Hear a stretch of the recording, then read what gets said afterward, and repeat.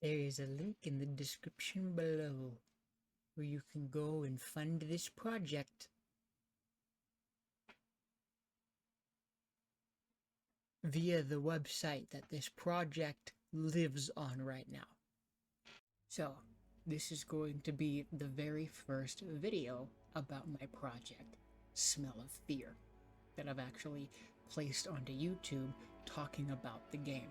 There has been so much meditation that has gone on. There has been so much hair pulling obstacles that I've run into, and I'm running into more, and I will continue to run into more in tenfolds of numbers.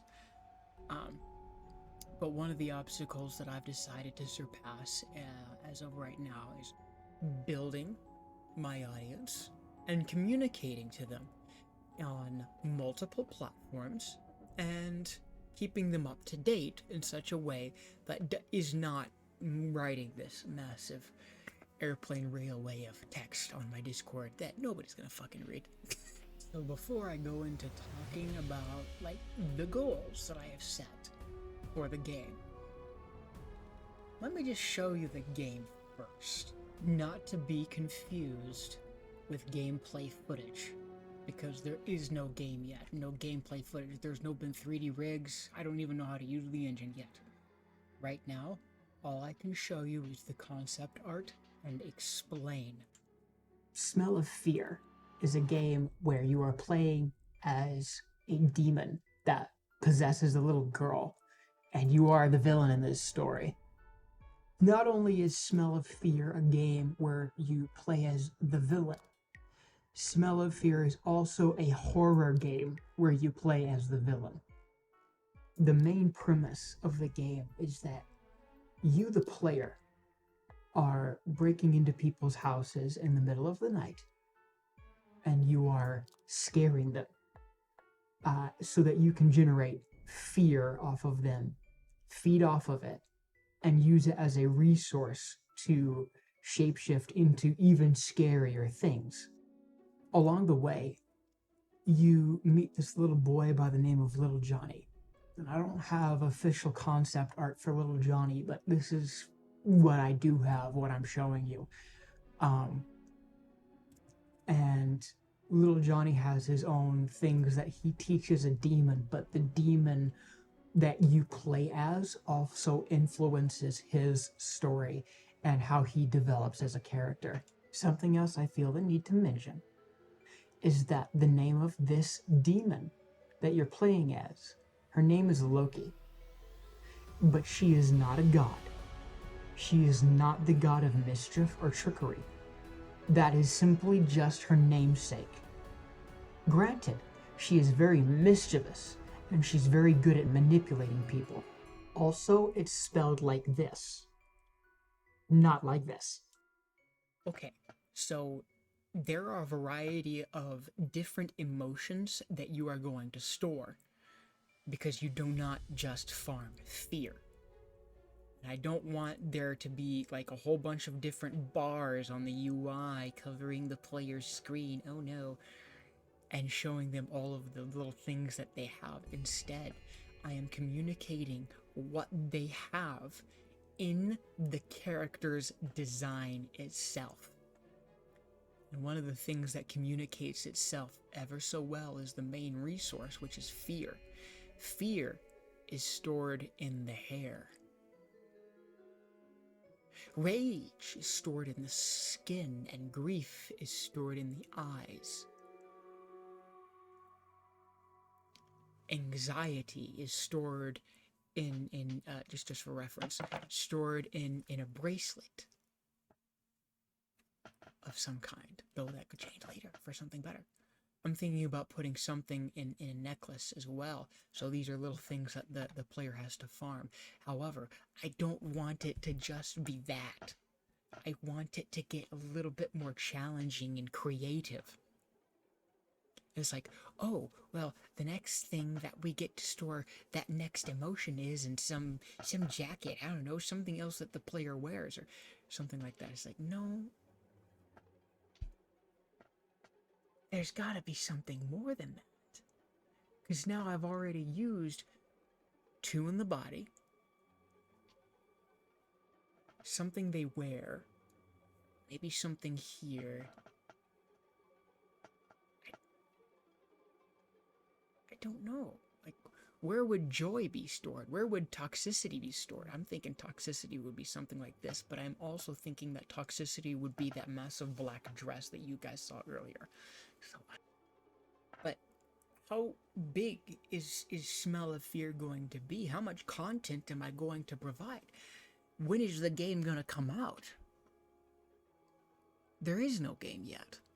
Right now, the game is simply just my passion, and I am the one that is taking charge and trying to see this project through to the end when I have no resources. I have not a whole lot of money to be able to invest into this project per month. I have no studio.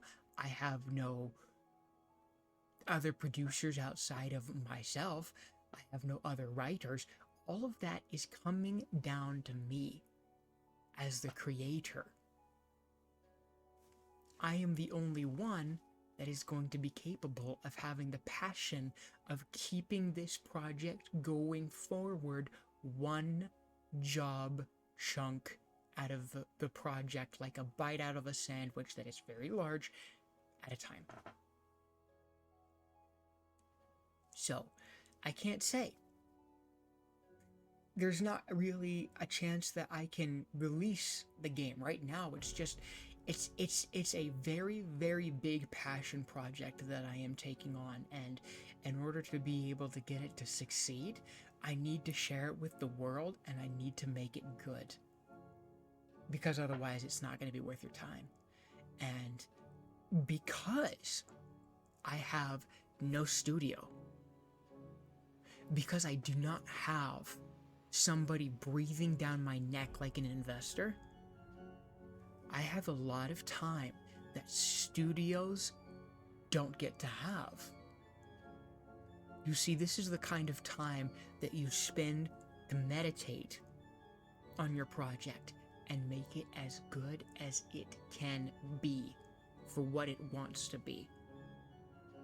And there's a lot of story stuff that is going to change. The story goals that I'm probably about to tell you, they're going to change in the future, most likely, just to make the game better. But what is it with this story that makes it an adult story and not a children's story? Well, yeah, it's a horror game. Are horror games for children? No. But also, like, this is a story that has scenes where the main character, Blue, which is the name of the girl that you possess, she's getting beaten by her father at the very beginning of the game, and the player possesses her to save her. And ends up very severely punishing the father. And you find out that this guy has this gigantic ego and thinks he's indestructible, and he's a terrible, terrible piece of shit. I haven't really gone in depth to the guy, but I do know that there is some other stuff going on with him. I don't even want to give the guy the justice of having a name, because he refused to give the character, Blue, a name. She didn't obtain her name from the father. She obtained her name from her friend across the street in the big luxurious house. Little Johnny gave her the name Blue because blue eyes, blue hair, you know, that type of stuff. So she is not cared for very well by her father. Obviously, since he's doing those nasty things to her. The father hates the little girl because he blames the little girl for the death of her mother. But there was some other messed up stuff that happened there that the player can theorize about. They can theorize. There will be evidence. They can figure it out, but it's dark. I don't want the generalized audience to be able to find that information just lying around in the game. I'm going to be spreading it around. The dark stuff, you have to dig deeper to figure out what it is. But I don't want to dig into it too much, though, because that's not part of the main story. That's its own side dark part of the writing that is in there. The really dark side of the game. But what's the main stuff that the player is going to experience? What's the main hook? What's the main stuff? Well, there's the story. I've thought more about the main story than I have thought about the side story that is going on. I know that with the side story that there is this demon merchant succubus lady, and she is taking in souls of the damned or pure pain in its raw form, and the player has to keep giving her more and more and more until she shapeshifts into a hellhound. And then this hellhound has a little pocket in its back, and the player can climb into that pocket. Where this pocket is where the dog's spine should be. They can climb into that, and they can that thing will just kind of morph around the player's body in such a way that acts as armor for the player, and they can run on their hind legs to increase their movement speed. They can increase the size of their hellhound. They can have the hellhound following them around and doing things.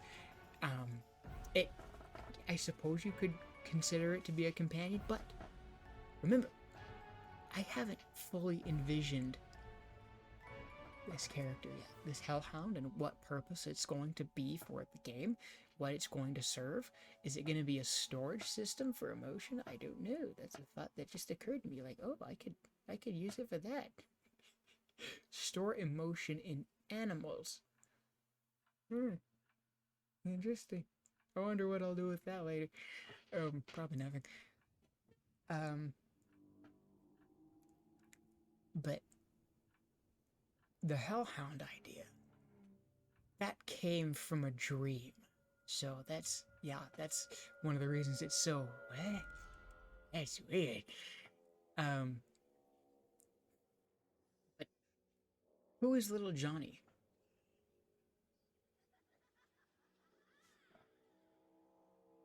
What purpose does he serve in the story? Well,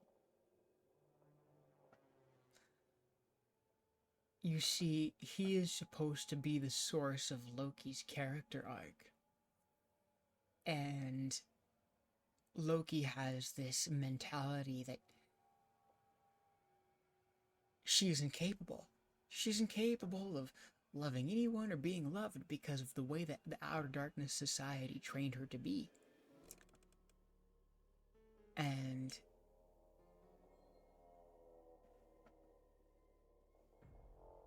little Johnny is supposed to change that at great cost. And so when Loki opens herself up to do those kinds of things, she immediately, in another phase of the story, I believe it's in Act 2, something unintentionally takes advantage of that. And she gets hurt. After opening herself up to somebody that immediately lets her in. This character I only know the basic concept of what this character is in Act 2. I'm very scared to say because, oh boy, there's a lot of different emotions I have about this character. It's like, oh, I want it to be this way, and I want it to feel this way, and I want it to do that, and I want the audience to watch, and I want the audience to whoa, and wow, wee, wow, wee.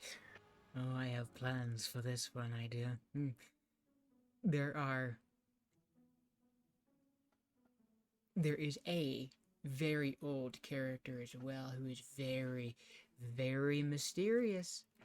I can't say what's going on to the general public on this platform with these two characters, because at the end of Act 1, there's not going to be any more game for a little while, because I'm going to use the revenue that comes from releasing Act 1, purely just Act 1, to develop Act 2. And the same with Act 3. But I will say this. I am willing to share what I have so far, knowing that I'm probably going to change it later in terms of what the names of every individual act is going to be. Okay? So Act 1 is going to be The Perfect Child. Act 2 is going to be He Who Has Fallen. Act 3 is going to be Abba Has Forsaken Me.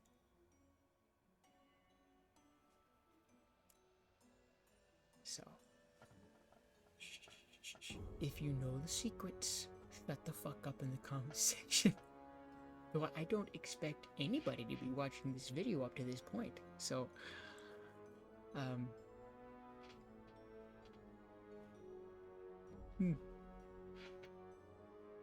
But if you are genuinely interested in this project and want to support it and want to find out more about what's going on, right now the community is little to none, and you can interact with me, and there is a website. There's a website that I am about to upload all of the soundtrack that I have composed myself, and you've been listening to it this whole time. And you're going to be able to learn like more about how the game functions and how like in depth with my thoughts written down in a way that's like, yes, this is precise, this is better thought out, probably, where my grammar is absolute dog shit, but yes, if you want to support the project, you go there. There is a donation button that you can use to support the project. I haven't received a whole lot. There was one donation that I got from a friend, and that was great. That was cool. That's going to give me album art, but I need more. This is very, very expensive. Oh, I am poor. So, I am building the website myself. And then helping the project. If you do not have a money, you can still help the project. I'm going to say this several times. I'm going to copy and paste or record a different part that I can put at the beginning of the video. You can support this project without needing to have money to give, without giving money. Because guess what? People are a resource. And you can help build this game. You can help make it a reality by sharing with other people. That is if I have sold you, which I don't think I have, but I am hoping I did. So anything helps. You get traction coming my way, that will help me a lot. I want to tell a story that talks about a lot of deep, dark stuff that happens in our society that nobody talks about, that the media doesn't highlight, and I want to go into that a little deeply, but not so much that it becomes overly political. I'm going to avoid the hellfire that is politics, if I can. I know it looks like there's a bit of politics that's already going on, but you gotta make it for the current modern day audience. And one of the ways I'm going to be going about doing that, actually, is delving into mental health and depression. Yes. I'd like to believe or think that Loki would perfectly represent a lot of people that have depression. Because they feel beaten down by the demands of society. I feel like that would, yeah. And since we're currently in a mental health crisis, that's where I want to go with that. That's the part of the goals that I feel good about. Anyway, if you want to help this project, I mean, if you were to like the video, put a like on the video, that gets the algorithm to recognize the video. So the algorithm recognizes it, it gets more traction, more people actually might want to straight up throw money at the project and be like, go. So, more help the better. Anyway, I'm ranting too much. Toodles.